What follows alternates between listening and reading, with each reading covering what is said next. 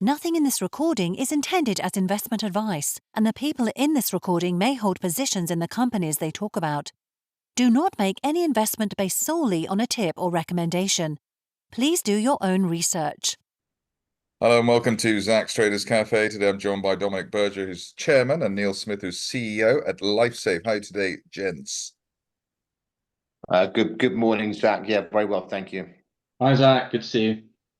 We're speaking in the wake of the latest fundraise from LifeSafe. Maybe one of you good people would explain the rationale behind that. Yes, certainly, Zak. Well, I'll start and then hand over to Neil. Firstly, I'd like to say, the round was heavily oversubscribed, and we're very grateful for all of our existing institutional shareholders holding their corner on this round. We've had very positive meetings with our existing institutions, and they are totally bought into our strategy for growth over the next 18 months and our drive to profitability. So really pleased that they held their corner. I'm also very pleased that we've managed to attract two of the UK's biggest institutional investors in the small cap market, and they are very bought into our strategy for growth and profitability. And it's a real endorsement on where this company is going and the potential that this business has, which in our view is enormous. So really pleased that we've attracted both our existing and new institutional investors into the round. And just to add to that, obviously existing shareholders can participate in this round on the BookBuild platform, which we've announced recently. So that's absolutely available to them. Neil? Yeah, to echo your points there, Dom, I think the support from shareholders has been tremendous. The progress of the business over the course of the last 3 years since our first product launch, we've now got 4 new industrial fluids. We announced just a week or so ago the partnership and contract with Trinity Fire and Safety, our new range of canisters that we're launching in the UK. And the pipeline's growing in terms of industrial. We've already seen sales of £250,000 this year already on our industrial fluids. And these funds really do drive the business forward now to profitability as we convert this increasing pipeline of opportunities across industrial, wholesale, but also the exciting new geographies that we're taking the consumer products into as well in Q4 this year. So basically, this fundraise, if we understand it correctly, it takes you to the profitability stage. Absolutely, Zak. Yeah, and that's the drive. And when we started this business, when we set out in our journey, we stated that we wanted to go direct to consumer with our consumer aerosol fire extinguisher. We created that market, Zak. We are the market leader today. But obviously, as a creator and market leader, we've seen copycats come in. But we maintain our brand position and our market leading. And that business has really opened up the industrial side of our fluid supply as well by being a market leader.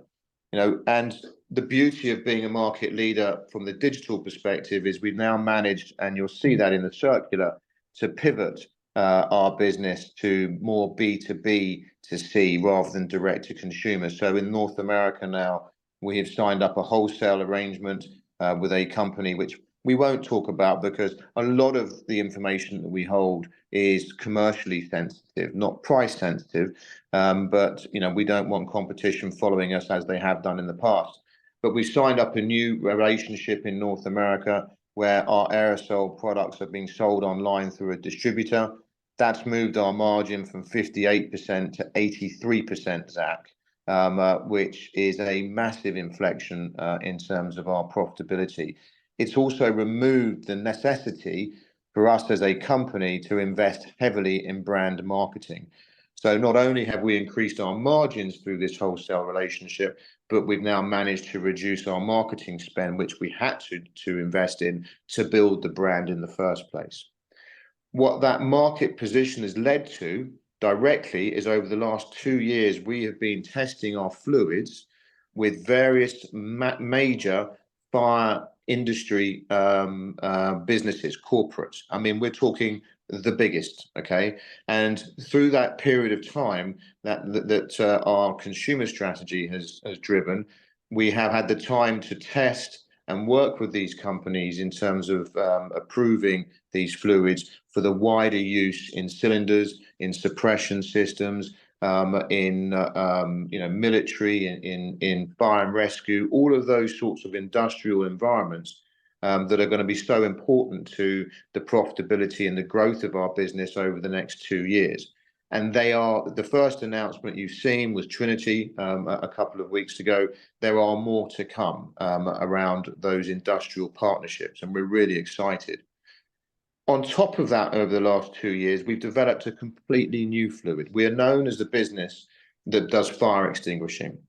We were set a challenge by one of our client companies, specifically around lithium-ion batteries.